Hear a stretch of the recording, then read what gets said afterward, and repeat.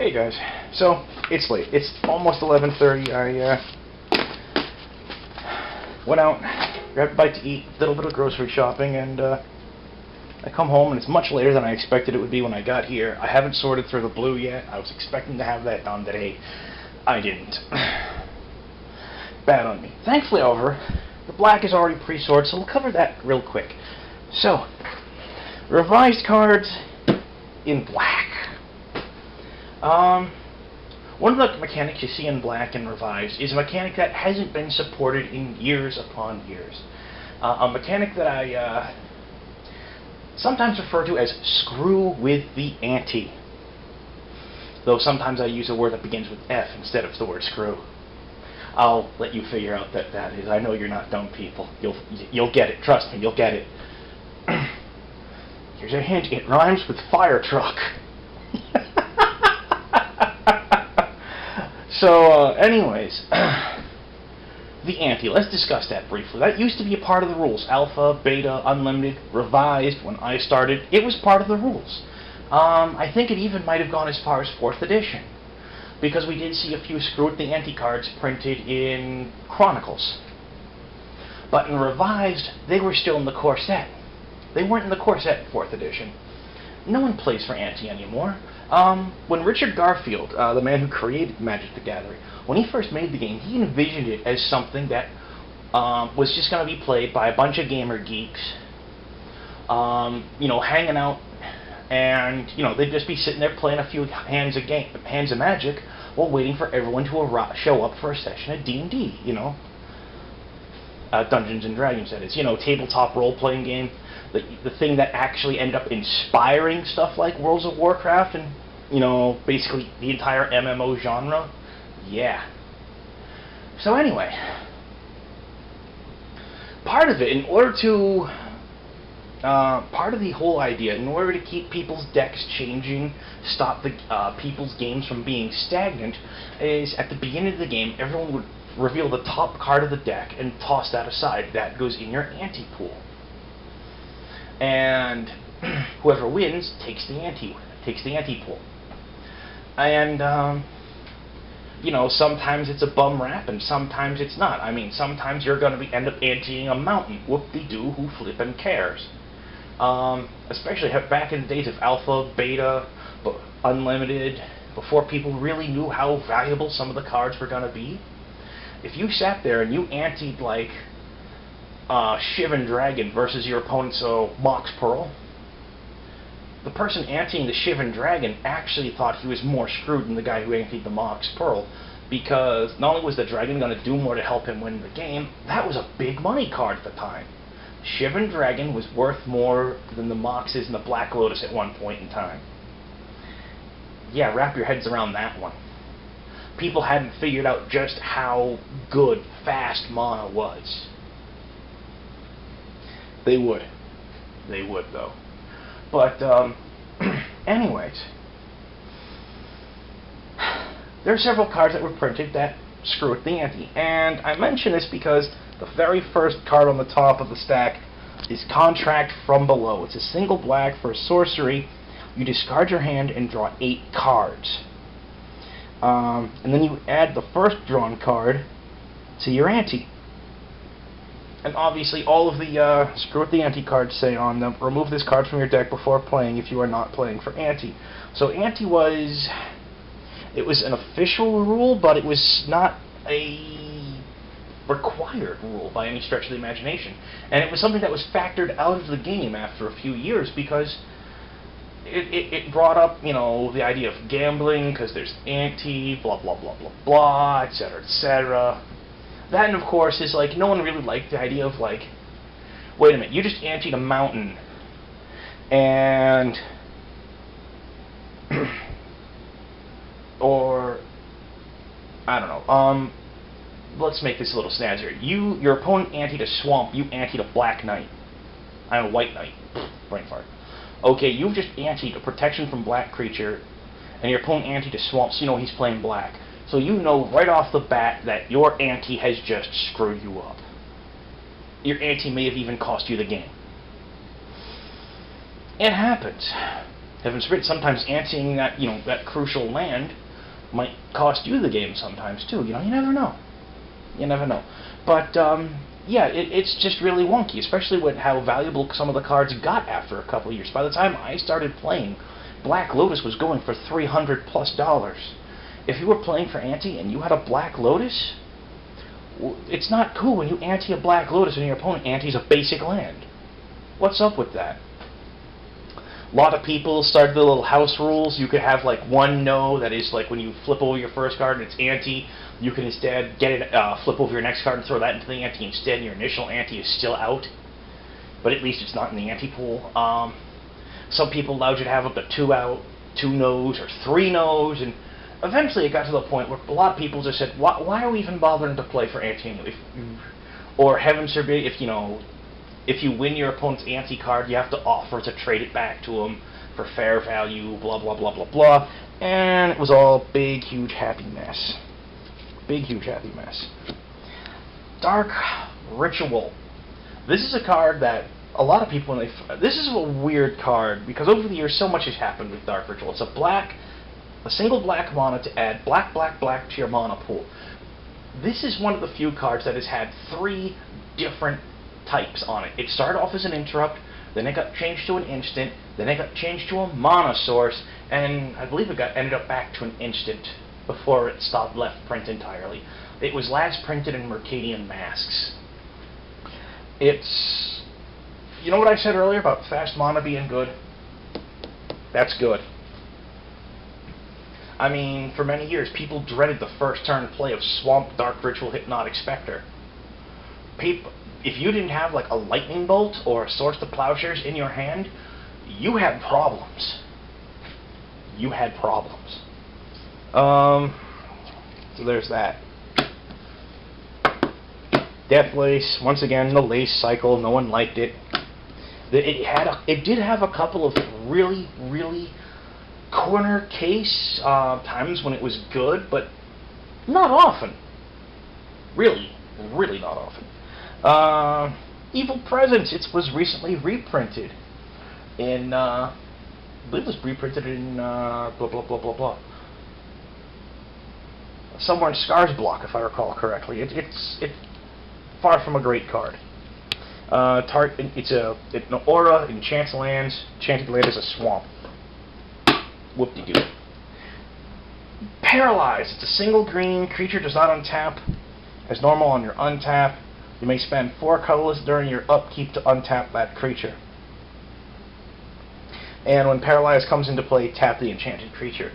What's interesting about Paralyze is people found a way to actually use it to their advantage on their own creatures.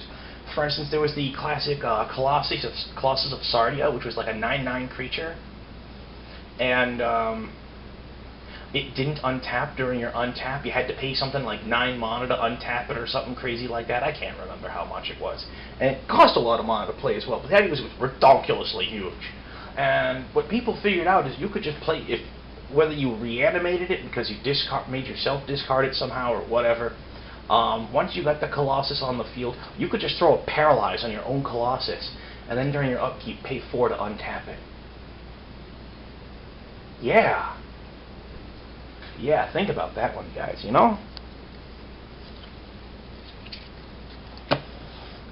Raise Dead, classic card, been around for ages. Single black, sorcery, creature from graveyard to hand.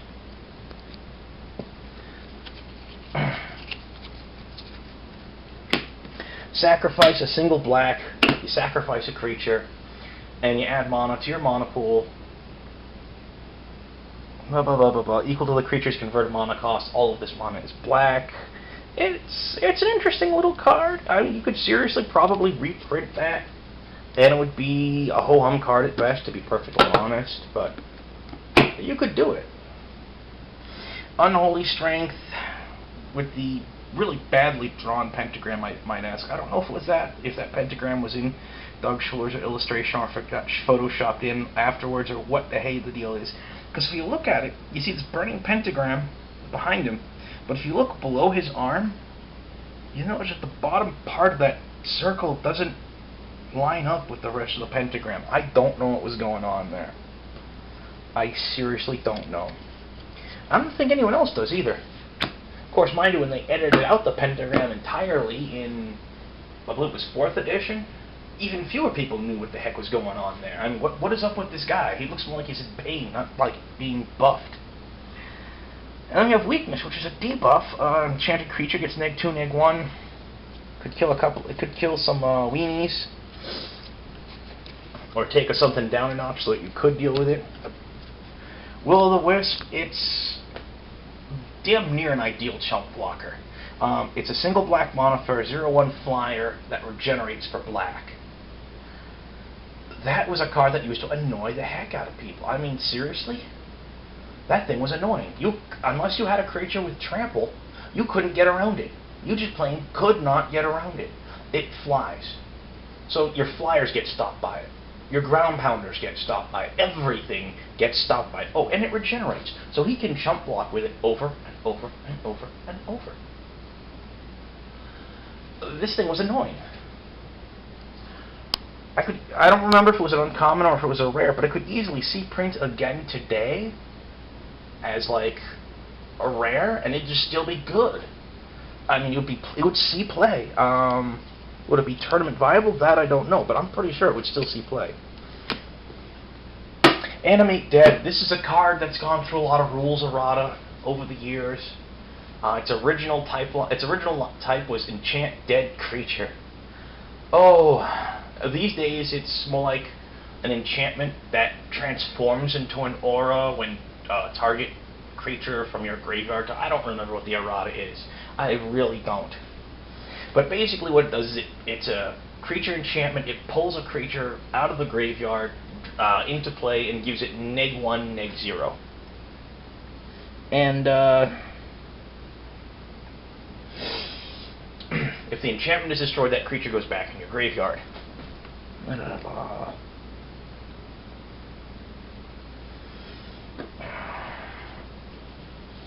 Kid science, fun stuff.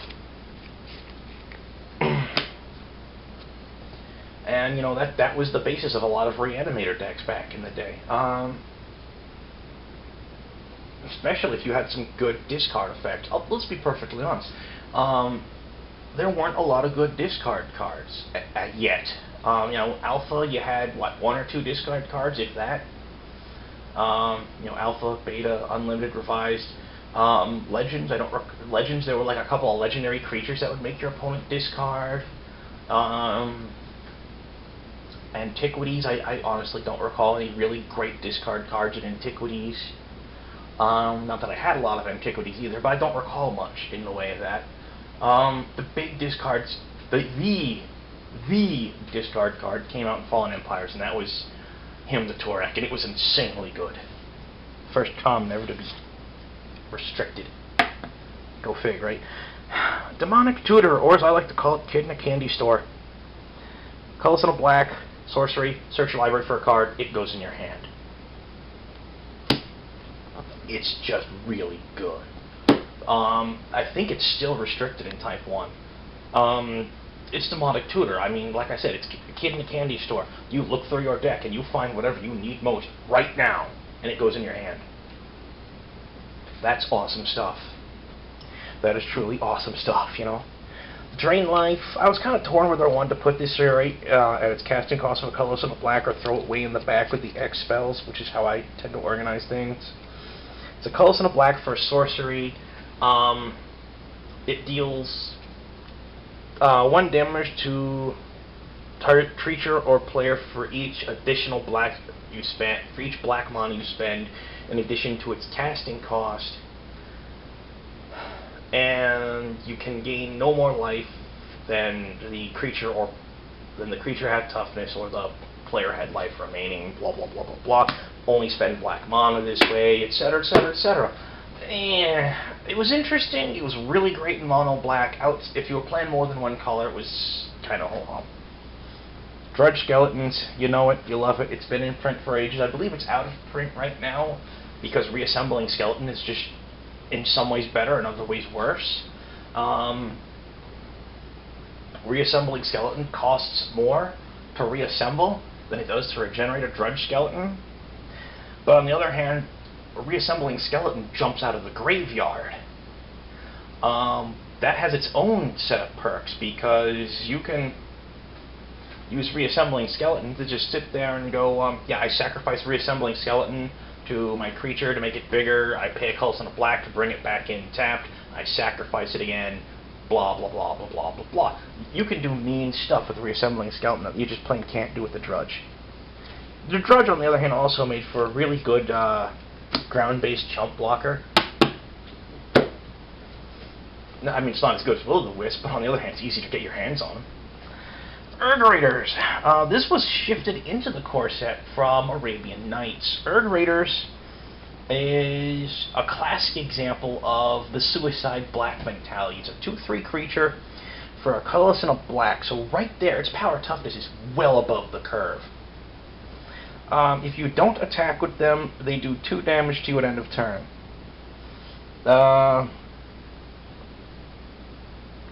Unless, of course, it was the turn you summoned them.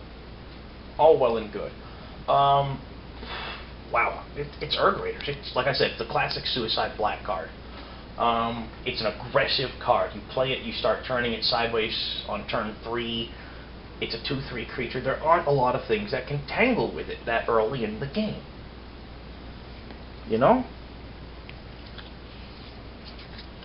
Simulacrum. It's an interesting card. It's an instant for a colorless and a black. All damage done to you so far this turn is retroactively done to target creature instead.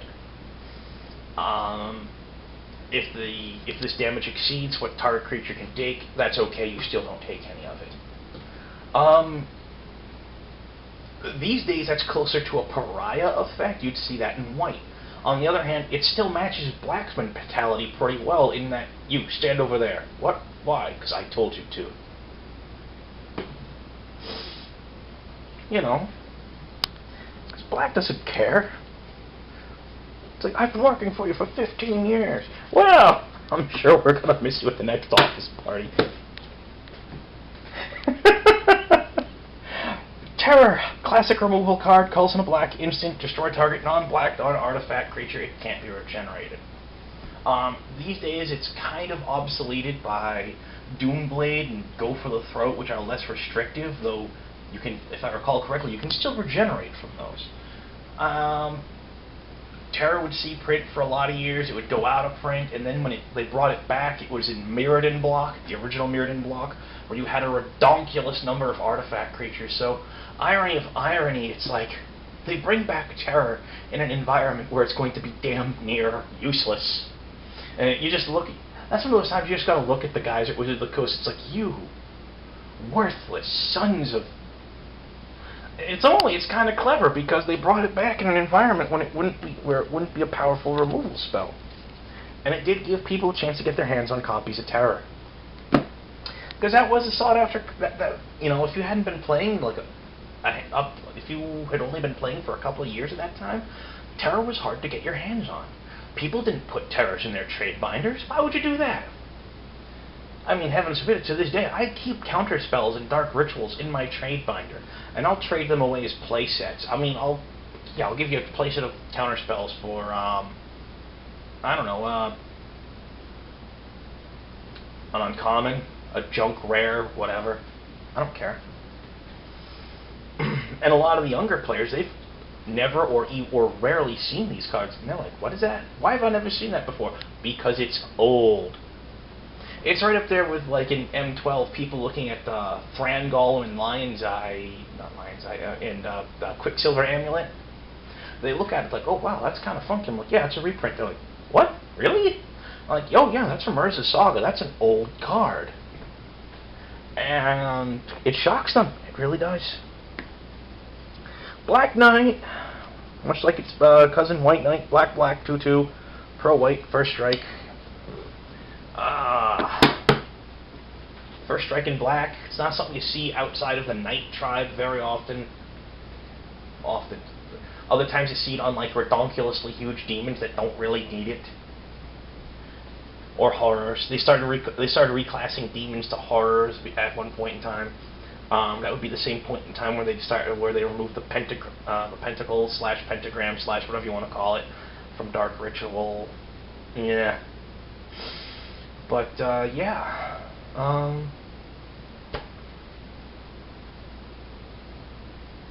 And then in, I want to say it was Onslaught Block, they brought back the Demon type. Kid Science One stuff. Death Grip! Remember, Life Force in green the other day, guys? Oh, yesterday, I think, actually. Well, here's Death Grip. Does the same thing except for black, countering green spells. Fear. See, a creature enchantment for double black. Enchanted creature can only be blocked by black and artifact creatures.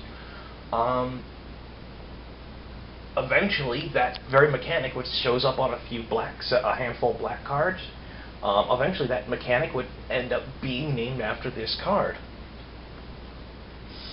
And then eventually they decide, you know, that's too restrictive, and then they came up with Intimidate. But it took them a long time to come up with Intimidate. I don't see why it took so long for them to come up with Fear as a keyword. It's like, really, guys? Come on. You're smarter than this. Nether Shadow. Oh, this is a card that's been around. Basically, he's a 1/1 for black. During your upkeep, if he's in your graveyard with at least 3 creatures on top of him, you can return him to play, and he has haste. Haste is usually out of character for black, but in this case it's okay. You know, he's a one. He's funky. Warp Artifact deals 1 damage to target artifact's controller during his or her upkeep. It's an enchant artifact card. It's it's in flavor for black, but really it's too little power to be worth it. It really is.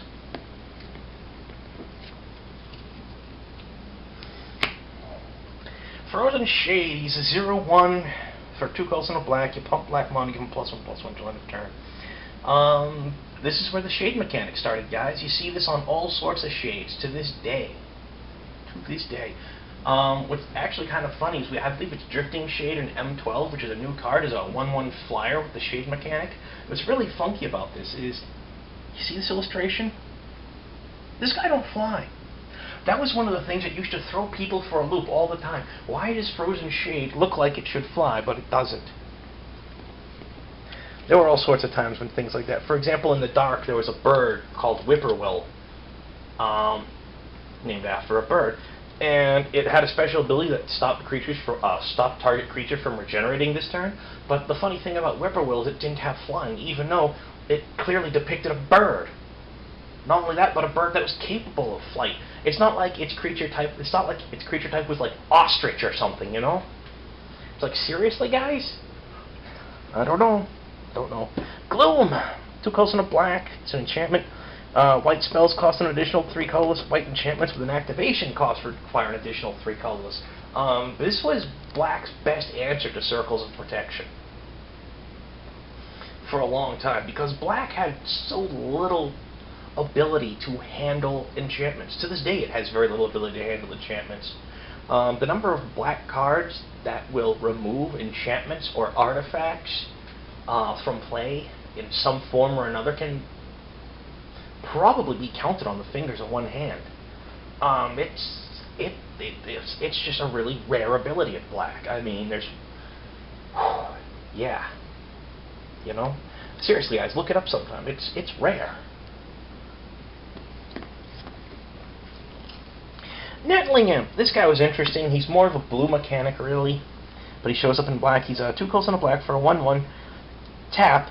Target creature an opponent controls. You can only play this on your opponent's turn before attackers are declared. Target creature your opponent controls, which is not summoning sick, and it's not a wall.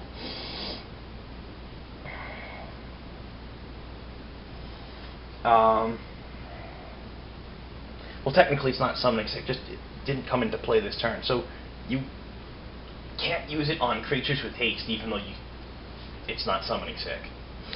But anyways, it's like I said, it's a 1/1. You tap it, and target creature that's not a wall that your opponent didn't play this turn has to attack this turn. And if not, it dies at end of turn. All well and good. Now, Nettling Imp was part of a combo. I'll get the other piece of the combo later. It was an annoying card, too. Plague Rats, it's a star, 2 colors and a black. The stars are the number of Plague Rats in play, counting itself, and everybody's side.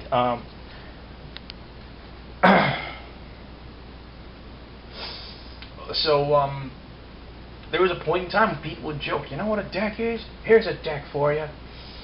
It's like 20 swamps and 40 plague rats. And actually, I've got like 5 plague rats here. I think I'll hang on to all of them anyway. That was actually the inspiration for the... I can't remember what it was called, but they actually made a variant on plague rat somewhere in the original Mirrodin block that said right on the card, you can have as many copies of this card in your deck as you want. I believe that card still sees print to this day. Skated Zombies, it's a vanilla 2/2 for 2 colors and a black. It's not really even a good card. It's a gray ogre. Wall of Bone, it's a 1/4 regenerating wall for 2 and a black. Demonic Attorney. It's another with a screw with the ante card. It's a colorless double black sorcery. If your opponent doesn't concede the game immediately, each player must ante an additional card from the top of his or her library. Yeah. That card won games for people. Not many people, because a lot of people stopped playing for ante pretty early in the game because it was silly. El Hajjaj. Hajjaj? Yeah, Hajjaj. He's a 1/1 with, effectively, lifelink. It's not lifelink. You're not going to see the word lifelink in the errata on account of the fact that because of nothing, really.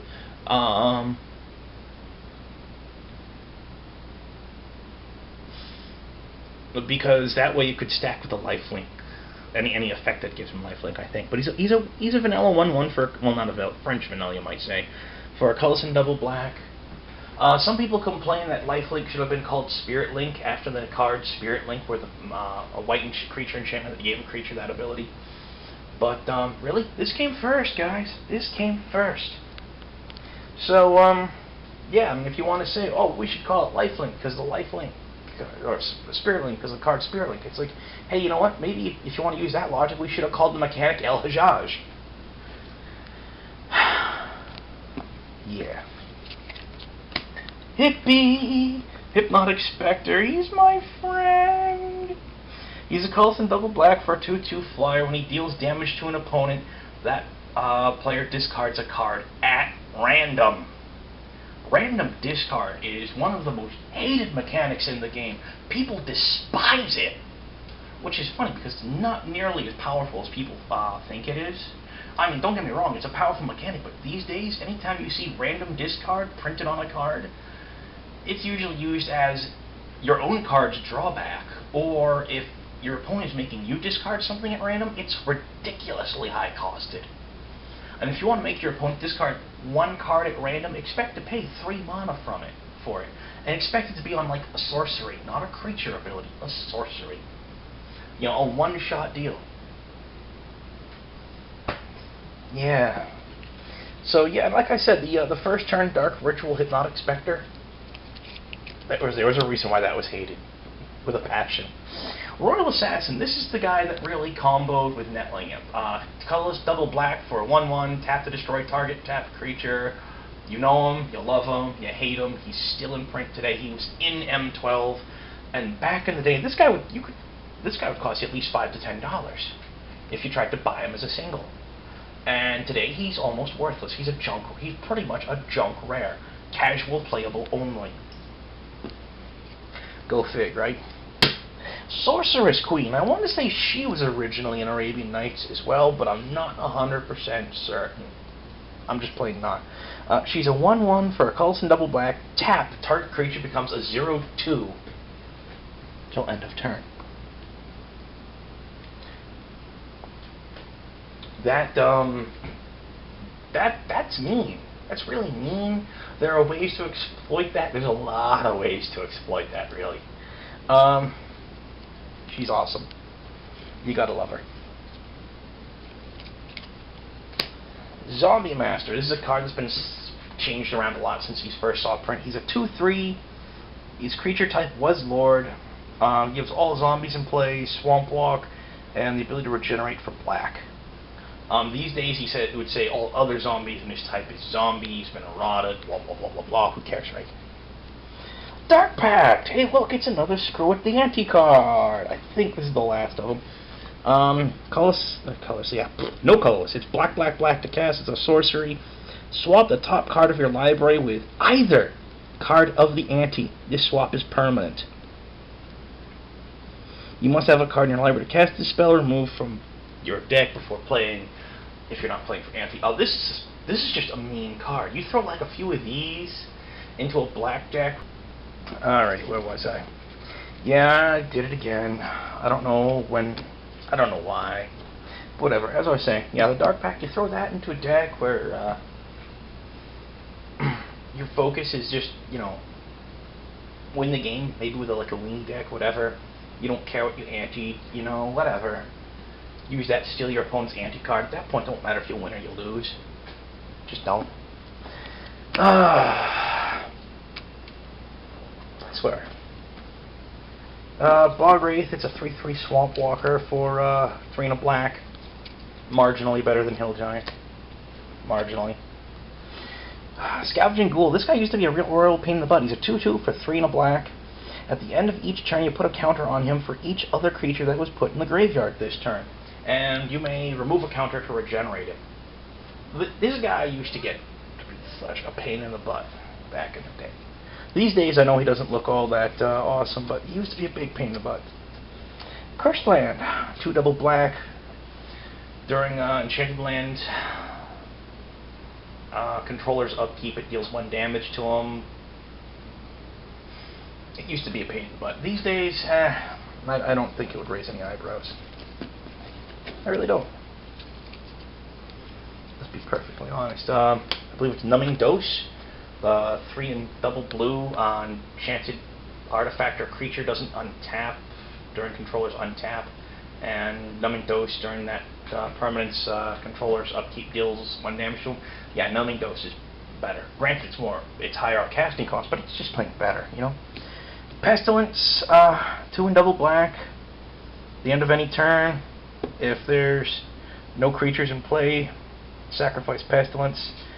Pump black to deal 1 damage to all creatures and players. There's ways to exploit this card. There really are.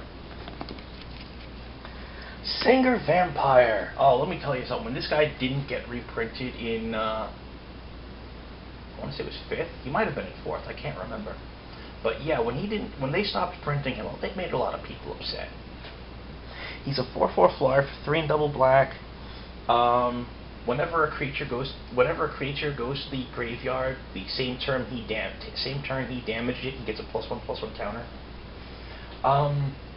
Yeah. People didn't like you would rarely see people chump walking a Singer. It just wouldn't happen. You know, chump blocking a Singer was something of last resort. To this day, you still see that happen in like say limited games, since Singer's been back in print and back to being an uncommon and whatnot. It is nice to see 4/4 flyers in the uncommons for 5 mana in the uncommon slot again. It's nice to see Singer Vampire and Sarah Angel in print. It really is. Lord of the Pit. Lord of the Pit. Lord of the Mother-Eating Pit. 4 colors, triple black, 7/7 flying trample. During your upkeep, sacrifice a creature, or Lord of the Pit does 7 damage to you. And you can't sacrifice Lord of the Pit to itself. It's Lord of the Pit, man. Back then, people would see that thing hit the board and they're like, oh crap. 7/7 flying trample. What are you going to do? Stick a Scrib Sprite in front of him? No, he'll eat it. Stick a Singer Vampire in front of him? No, he'll eat it. And not only will he eat it, he'll freaking he'll take a chunk out of you in the process, because he's got trample. This used to be a ridiculously difficult card to answer. Especially when you're looking at back in the day when, you know, a lot of people didn't understand deck construction yet. So you didn't see people running a lot of control cards. You didn't see people running a lot of removal cards. But, yeah. Yeah, he's Lord of the Pit. He was great back in the day. Today, not so much. Because there's just so much removal available. Especially in every single environment where he's legal, you know? Howl from Beyond, X green, instant, target creature gets +X/+O till end of turn. There are better options these days. You've seen it, Howl from Beyond reprinted almost word for word in red as, I believe it was in Rage. Plus you've got a better version of it in green nowadays from Scar's block that give target creature +X/+X, but that's green. But yeah, you get the idea, right? And of course, how do you not love Howl from Beyond with the constipated Swamp Thing illustration, you know? I know some people are going to be offended by that description. I don't know if Mark Poole, the artist, would be offended by that description. He might get a good chuckle out of it. It's like constipated Swamp Thing. Like, really? I don't know.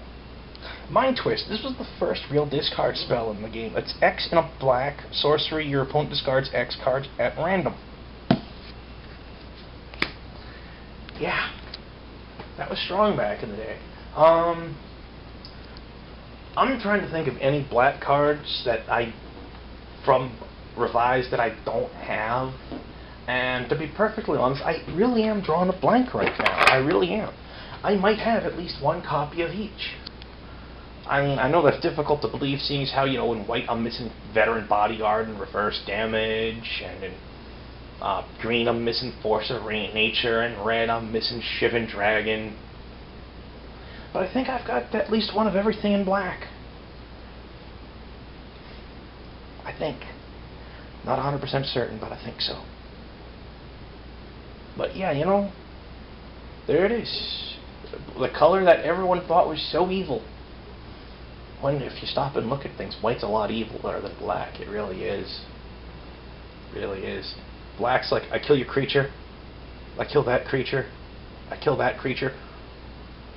Finally, after a while, white just gets frustrated. You're like, oh, you want to kill creatures? You want to kill creatures? Okay. Wrath of God. They're all dead. Yeah, but so are yours. Well, I don't care.